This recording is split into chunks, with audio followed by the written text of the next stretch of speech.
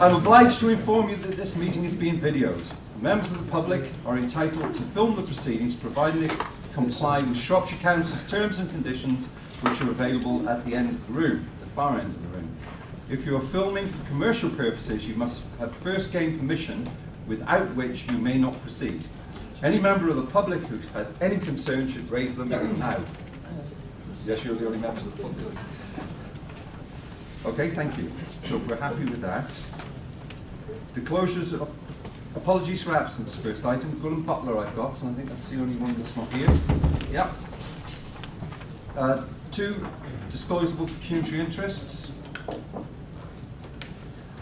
Minutes of the meeting of the 11th of December. Are we all happy they're a true and accurate record? Yeah. Thank you.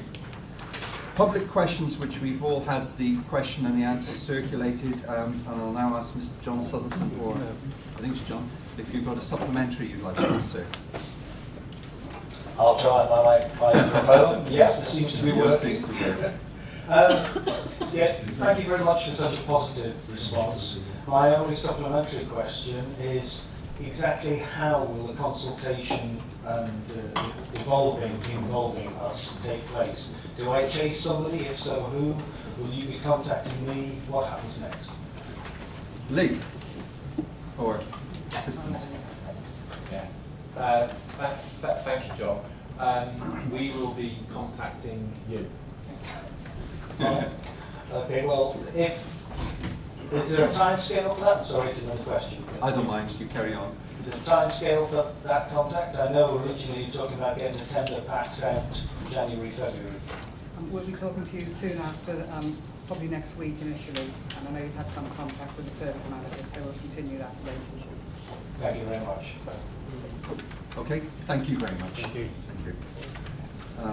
Which takes us to item 5, scrutiny, matters referred none, reports of scrutiny, committee none, financial strategy, which is me. Well, this has been before us before, and it literally is what it is. And Madge, I believe you want to, I've got you down as one to speak. Just one or two things. Just like to.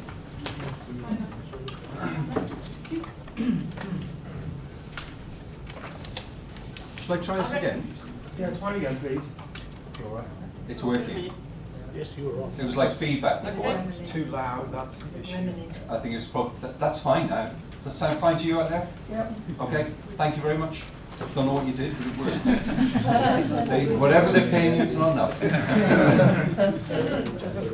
Madge. Well, I just wanted to say what I welcomed and what I didn't welcome in the very hard times that we're in, and I do recognise that.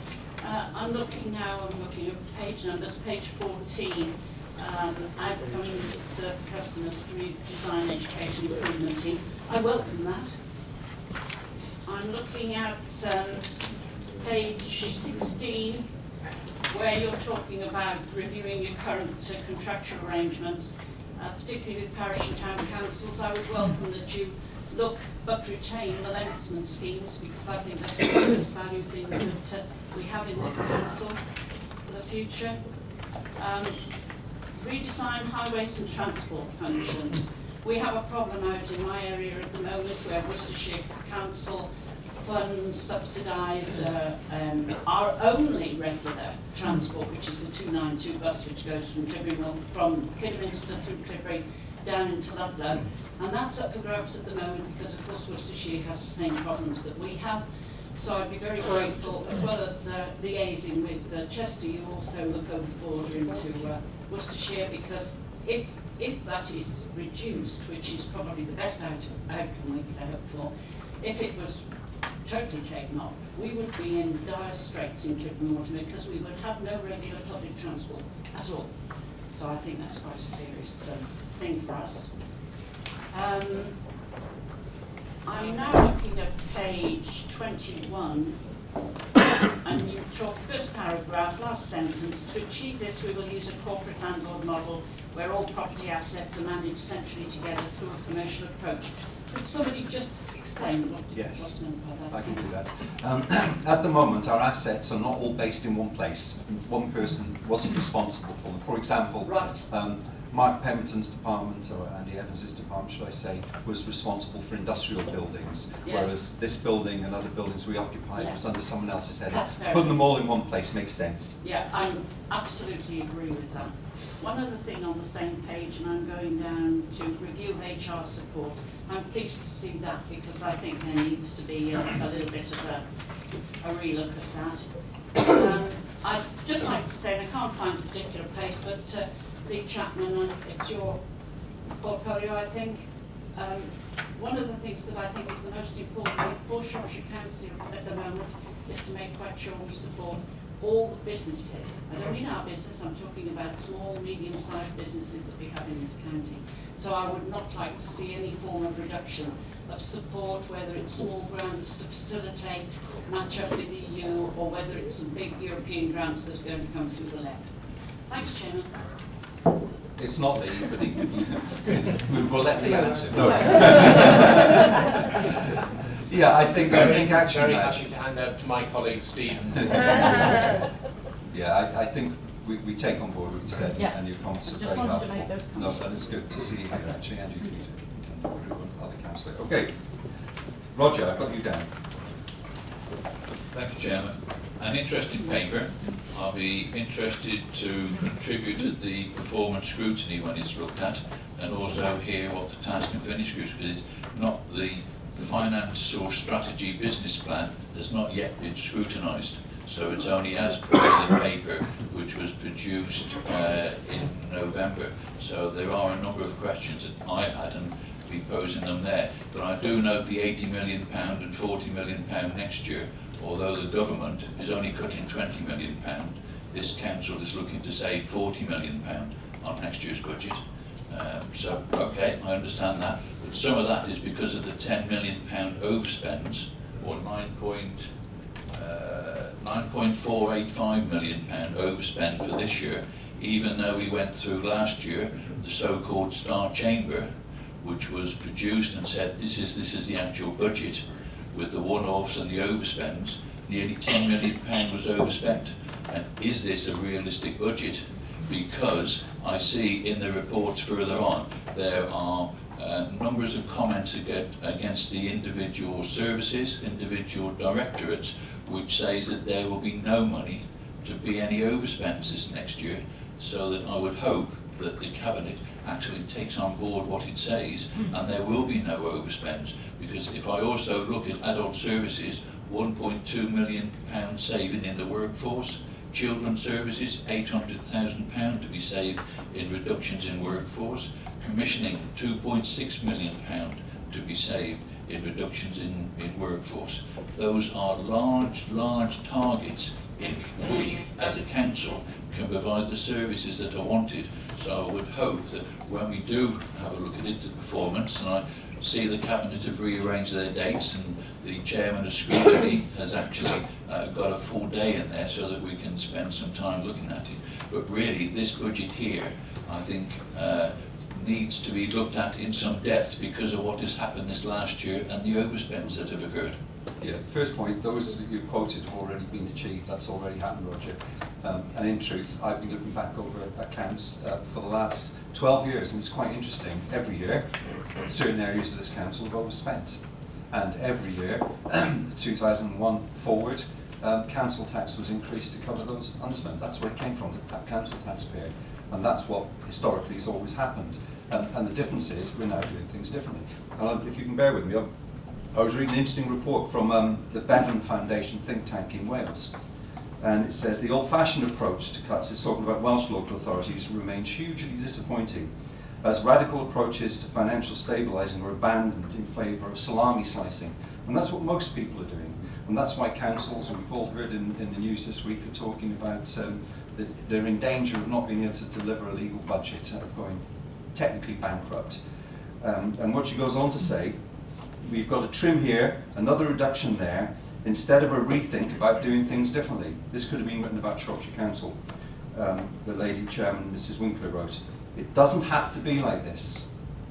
There is a wealth of alternatives, from radical efficiency to community budgeting to zero-based budgeting, to name just a few."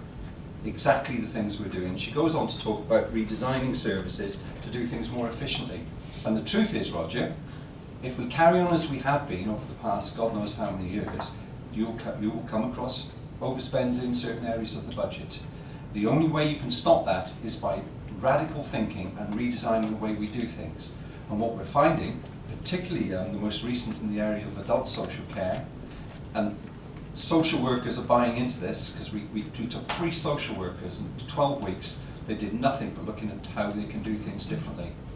And what they found is there are new ways, there are better ways, which will not only save us money, deliver better job satisfaction for them, and deliver a better outcome from the customer. And that's the secret, and that's how we're going to do it, and that's why we're different to other councils. You know, we could go down the route of taking a hatchet to everything and stop doing things, but that's not how we do things here. Roger. I know what you say in the zero-based budgeting. As I say, I hope the budget works. But last Well, actually, year we were that wasn't me assured- saying it, Roger. It was a Welsh thinker, Bevan Foundation. I was just quoting her. Right. But last year we were told that there was going to be a star chamber held and everything was going to be looked at, and what was produced was a realistic working budget, and it would be operated. All I can go on is what has happened this year, and for whatever reasons, there's been a £10 million overspend, which has been really financed by one-offs. That has got to be found, plus the £20 million from government, which adds up. And really, I live in hope that maybe the Cabinet will be able to deliver its budget this next year. Well, we will deliver the budget, and we will deliver a better service to our customers as well. Okay, and Alan. I really do think you need to take great care in making too many claims, and Madge was very optimistic because something's in here says review, something in here says evaluate and revisit. That reviewing and that revisiting is all about reducing expenditure and all about predominant cuts in services. You are saying that we will be providing better services. Are we actually providing better transport services than we were? Are we actually providing better adult services than we were?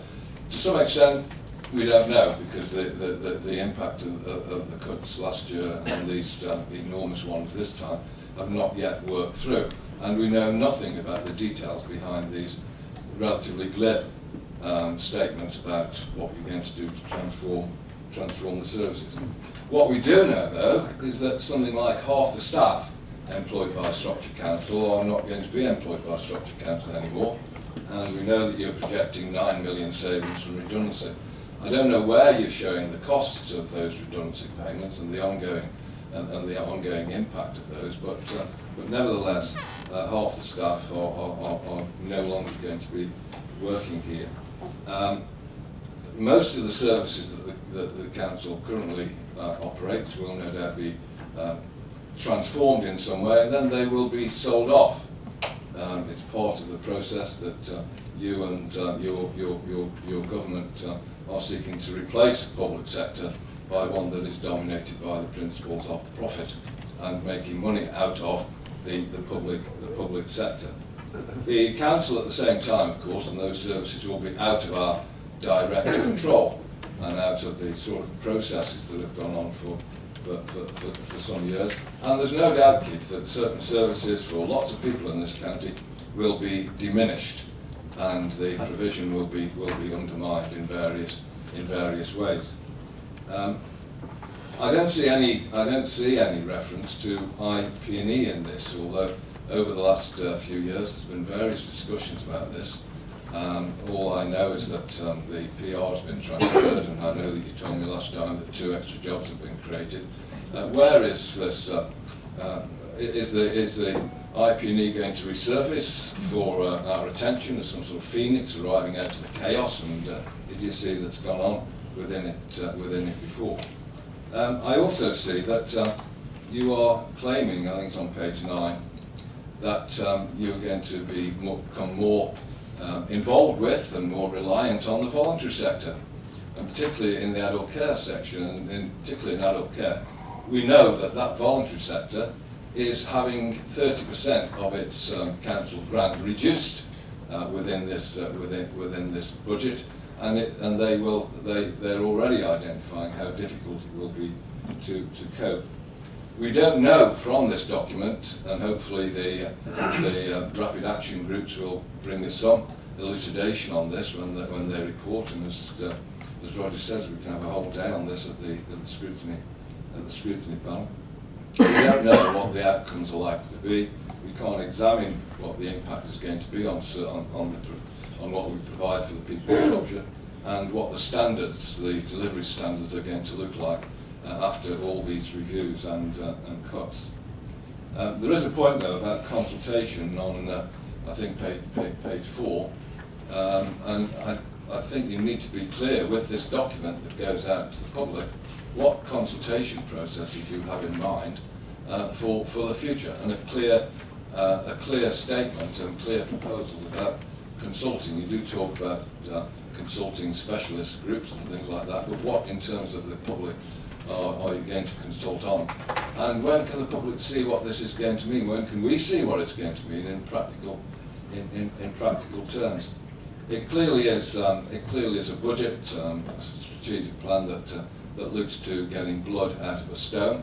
I've suggested in the past about zero budgeting. No problems with that. No problems in wringing out as much efficiencies as possible. But this does show a reliance on commissioning. It does show that the way in which the commissioning can make money is by waiting till whatever TUPE regulations die out, or waiting until people move on, and then imposing different terms and conditions of service, which means driving down wages and in reducing the Shropshire economy, quite apart from the reduction in the Shropshire economy that sacking or making redundant half the staff. You do understand the difference between sacking and making redundant, do you? I understand very well that, and I understand compulsory, the differences between compulsory and voluntary. Yeah. And I understand that the difference between compulsory and voluntary are often more apparent than real in the effects of people's perspectives on their future, and making a clear evaluation of their future vis-a-vis anyway, time is getting up. out as much as possible. Perhaps wind up. Well, I am going to wind up, Keith, and thanks for giving me the opportunity to talk for some length. And no doubt you will now. Or maybe just ignore Do you think the reality of the situation that seems to be going on. I would also ask what protest this administration has made to the government about the imposition of these cuts, which are well in excess of many other departments of government. What protest have you made? What have you said to them? How many times have you met Pickles and said this can't happen? This is trying to get blood out of a stone, and it's going to cause havoc and reductions in services.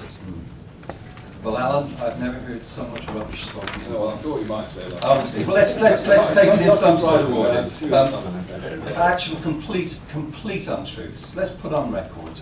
There is no desire whatsoever, and we will not be altering terms and conditions of staff to IP&E. You said it's part of a process which will lead to, when we take on new staff, changing terms and conditions. Keith, we won't be doing that. Let me clarify. That's what you said. Within this document, it refers to the commissioning process, and it refers to the way in which that commissioning process might reduce expenditure. What you said, Alan, and I repeat, is we will, when staff are left and we take on new staff, we will be employing them under new terms and conditions. That's what you said. I'm not deaf, I heard it. Absolute nonsense. No, Alan, no, I'm sorry. I don't want you to come back. I'm speaking now, okay? That's the first point. And I remember in 2010 you going on the radio and talking about draconian cuts, the end of the world as we know it. Well, it didn't happen, Alan. And the consultation we did was very clear. It was in 2009 May when we had an all-out election.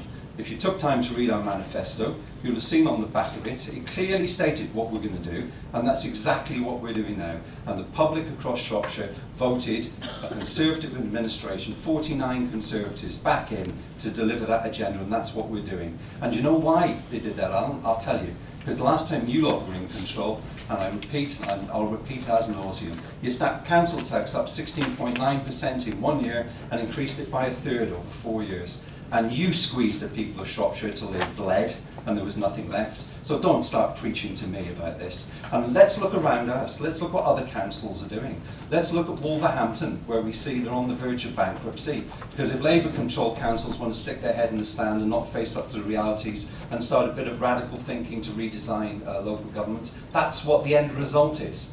But what we're doing is creative, innovative, and fit for purpose in the times we live. And we're going to carry on doing that. Redesign is the way forward. Actually endorsed by a head of a think tank, as I've said. The old ways, Alan, and you're stuck in the old ways, I'm afraid, will not work. You talked about privatisation. How many times do I have to say, I personally do not believe in privatisation. It's not what we're about and it's not what we're trying to do. Moving things into a private company that's 100% owned by the council is something quite different. And yes, if we can use the skill sets we have within the council to sell those services to others and make a profit for the people of Shropshire, what on earth is wrong with that? Now, if you don't think that's the way forward, well, that's just your opinion. You've been wrong in the past, considerably. You're going to be wrong in the future. We will deliver. Watch this space. Anybody else? Okay. All in favour of the recommendations as we got before us? Yeah. Thank you very much. Which leads us on to item 8.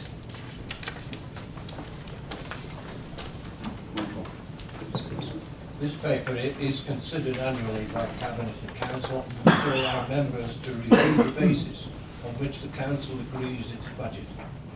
It establishes its estimates and considers a risk assessment on the adequacy of its reserve position. This paper needs to be considered alongside the revenue and capital monitoring reports and also the financial strategy and capital programme, which are consistent with the information set out in this report. The outcome of the reassessment of reserves set out in Appendix 2 of the report is that our target for general balances for 2014-15 should be approximately 18.5 million. This figure is higher than the level we are able to achieve sustainably as set out in the financial strategy. However, the value reduces considerably by 2016-17 as the short-term risks currently facing the authority are managed, and earmarked reserves are set to fall considerably over the current year from 43 million to just 20 million in the main due to the release of the waste smoothing reserve to fund redundancy payments. I move the recommendations. Roger. Thank you, Michael. Thank you, Chairman. An interesting paper. It's 12 months on from last year, and it's surprising how times change the story, what is produced. And to pick up the last comment that was made about the waste smoothing reserve and the story that we, as the council, were told last year that the smoothing reserve must be kept to pay for the waste contract over the next 18, 19 years now, whichever it is. And now suddenly it's going to be used to pay a lot of the voluntary redundancy scheme because there isn't enough cash. We'll recoup within 12 months. Pardon? The difference, Roger, is that money will be come back in savings over a 12-month period, so it'll be back in the pot. And what you were doing, you were suggesting spending the money on services, which now would leave another, how many million do we think spent whole in the accounts? Looking at the paper before us and the waste smoothing reserve going and the £19 million going down and the total going down now to from 42 down to 20, 42 million down to 20 million. The question I ask is that with the council now using that and now having to contribute £2 million per year into that budget, starting from 2015-2016 until the end of the contract, I reckon that's nearly 30 to 40 million pound we will be spending because we've used the money now. And I would like to know how much money we will be actually having to put aside until the end of this present contract, £2 million per year or whatever it is, until the end of it. So how much are we putting ourselves forward to have to contribute towards this as it stands now before the end of it? Because if it's got 19 years to go and it's £2 million per year from 2015 onwards. That to me adds up to nearly £40 million. We'll get you the answer now, but let's not hide from the fact, if we'd followed your budgetary suggestions over the last few years, there would be millions more pounds short. Anyway, James, do you want to pick that one? Basically, the way that the waste smoothing reserve works, or worked, was that there would be contributions into it throughout the over the period of years, and contributions out, and the balances that were there would then earn interest on balances over the period of the next 19 years. So when you take all of that into account, and you look at the amount that we've now built into the base budget, what it does is it provides a much better a proxy for the costs that are going to be incurred over the next 19 years. Bearing in mind this is all based on a model that was produced several years ago for those payments, and every year we are reality moves away from what that model said. So we've done the exercise that said how do those payments happen over the next period of 19 years, and that exercise indicated that we need to put £2 million into the base budget that period of time.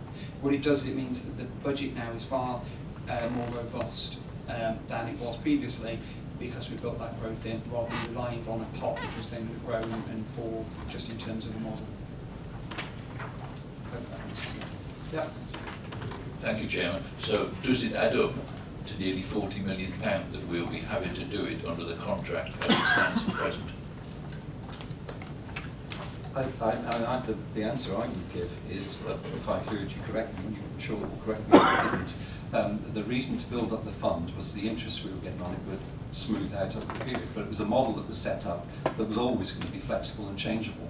And interest rates are so low, the impact is relatively small. Do you want to give a comment about the figures he's talking about? All I can say is, yes, if you take £2 million a year addition, and multiply it up, then that equates to 38 million over 19 years.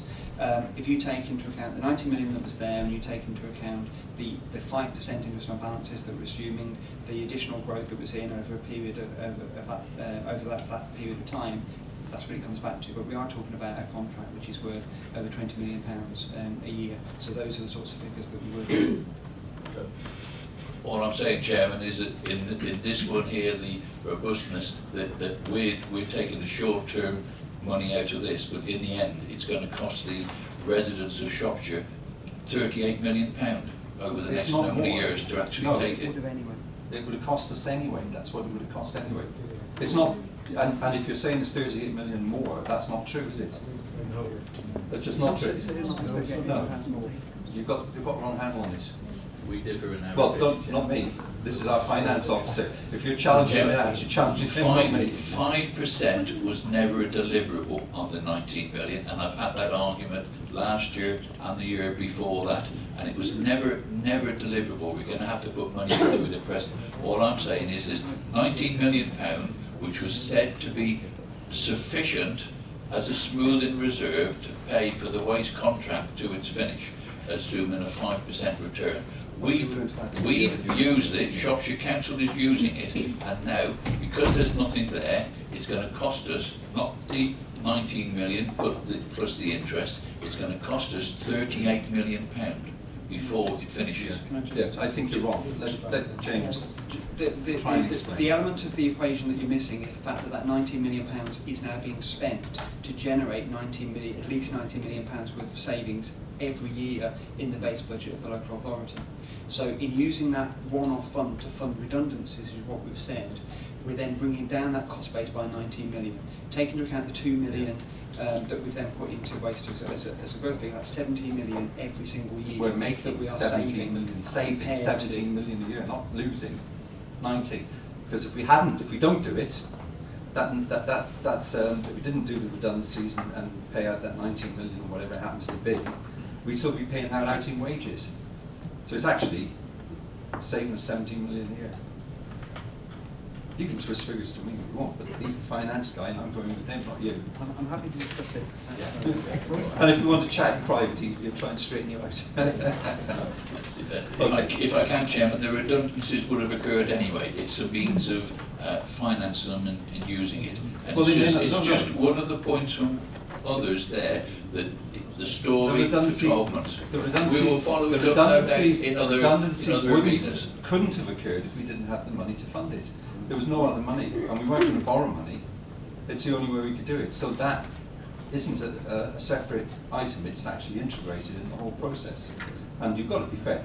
We're spending, the 19 million's coming out, it's saving us 17 million a year, every single year, ongoing for the next, well, forever. Anyway, we need to move on. Are we all happy with it? Anyone? Okay, thank you. Which leads us on to Stephen, Chalmley and sex. Yes. Establishments. What's that policy? Yeah, I very much like to note. The sex establishments policy has been out to consultation recently. That consultation has now ended, and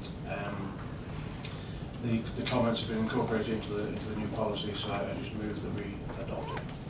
Okay, all in favour? Thank you. Steve, you again, item 10. And similarly with item 10, if I can find it, Shropshire Council Better Regulation and Enforcement Policy, once again been out to consultation, comments have been incorporated, and I move that we adopt the new policy. All happy? Thank you. Item 11, Lee. Hi, thank you. Adult Services are recommended to produce a loan account on an annual basis by the Promoting Excellence in Council's Adult Social Care Programme Board.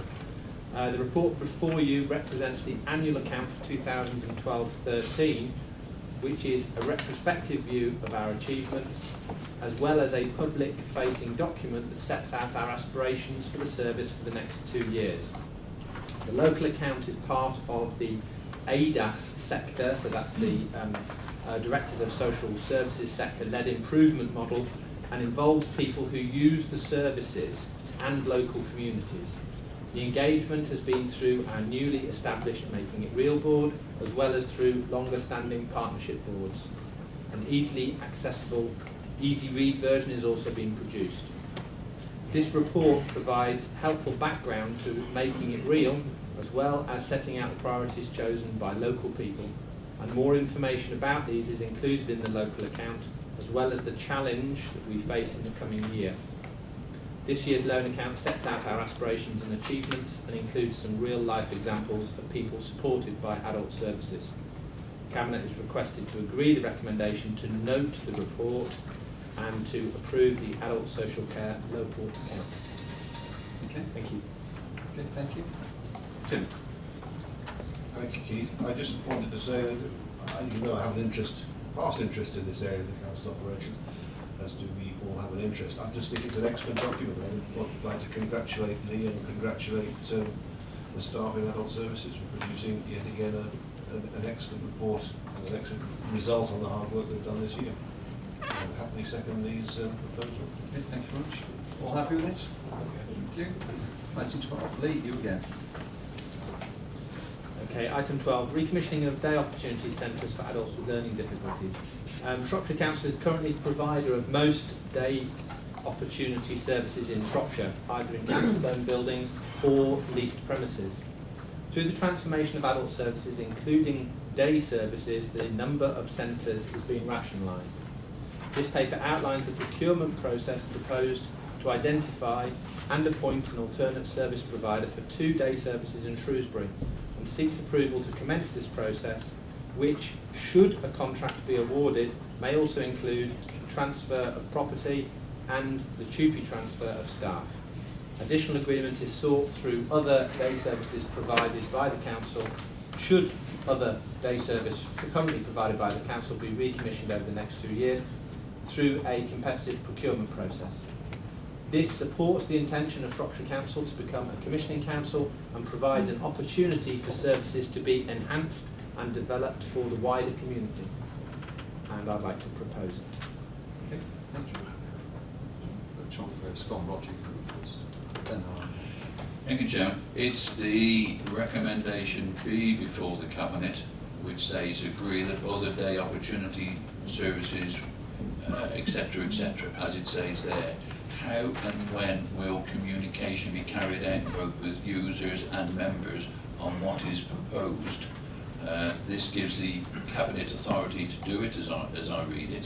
I may be wrong, but how will when will can I have assurances that consultations will be carried out with all the users of them, but also members both in the areas and outside it be informed, because we all have people who use these day centres besides those who come from that particular area. So it's how the communication is going to be carried out with all 74 councillors that are on the authority, plus the actual users of the places in question. Okay. Do you want to pick them up at the end, or do you want to take that one now? Let Alan have his go first, and then we'll see. Can I just ask, because I've got something else, how long was the contract before? Check that. We would envisage between 5 and 7 years, but it will depend on the quality and the appropriateness of the providers that come forward. So, for example, there's a growing level of community interest companies and social enterprise organisations who are expressing interest in social care services and being provided with those. Some of those have little or limited previous experience, and we'd be wary of a 5-year or 7-year contract with those. But there'd be the opportunity to consider that on a case-by-case basis. Tie yourself down for 7 years with a new company, would you? And would you, I mean, you mentioned you'd sell the premises. Would that be to the person, the group, or whoever takes on the contract? There are two options. Just to be clear, the Albert Can Road- I suggest the difficulty with the questions you're asking is we're getting into quite a lot of detail, and when we're going out to discuss with these things, you need to be careful. Okay. Well, I'm not trying to stop you asking questions, I'll tell but you if you've got questions, I'll tell you what obviously I'm getting at, is Yeah. that if the whoever contracts for the contract of service delivery also buys the premises, then to what extent have we more or less allowed the whole caboodle to be privatised? How can we get them out of the premises that they are bought if they don't provide an adequate contract? yeah, I got the So I'm question. getting at- Yeah, I didn't see where you were going. I have to be honest. I should have really, because that's where you do go. There's not really an answer to that, is it? There's no intention of privatising. I mean, I think we're talking about how we contract the services, and whether the services are contracted in a building that belongs to us or is leased by us, or it belongs to someone else and is leased back, isn't related to our due diligence in terms of the way that we operate the contract. You know, the arrangements for the ownership of the building or the leasing of the building is a separate discussion. And some of the judgments around the appropriateness of that will depend on our aspirations for the asset, whether we own it, etc. Our commitment is to the delivery and commission delivery of contract services, and our ability to monitor those contracts as we do now will be as strong as it's ever been. I think the ownership of the building is academic in terms of how we enforce the delivery of the contract. Yeah. Do you want to come back? Is that finished? Well, if procurement is, I mean, presumably it would help Shropshire Council, and you mentioned this in terms of capital receipts, if procurement was an option for those who are bidding to put forward and you accepted that, then I really can't see the difference between that and complete privatisation, because they are taking over not just the services but the buildings in which those services, and you're tied to them. But we don't own all the buildings where it's being delivered now, so the building tied into the service is strange. Sorry, Gail, I'm just picking up on what you and Lee were saying in the introduction to this, and clearly you did mention that procuring the buildings was going to be an option within the packages that were going to be put out, which obviously raises additional concerns to those which you might have about the commissioning process anyway. Yeah, but I think we need to be clear, Alan. When we're procuring and commissioning a service, we're not obligated to commission that service within a particular building, whether the building belongs to us or not. It's about how we deliver the service and how we commission that in terms of delivering it. Whether we own the building or someone else doesn't alter the nature of the way we deliver the service. I mean, it's crazy. I think it's crazy to tie a service delivery down to a building. Well, you're not because it can be getting- moved and done anywhere, can't it? You know, Well, I don't think what goes on in Primrose Drive can be moved and done anywhere just like that. No, I mean, no, it's no. a pretty specialist provision, isn't it? Absolutely. Oh, yeah. And if you're looking Primrose to Drive, sorry. someone to take that on board through a sale, then you are tying yourself pretty significantly to provide them the whole Did- idea that we council retains control goes out the window. okay.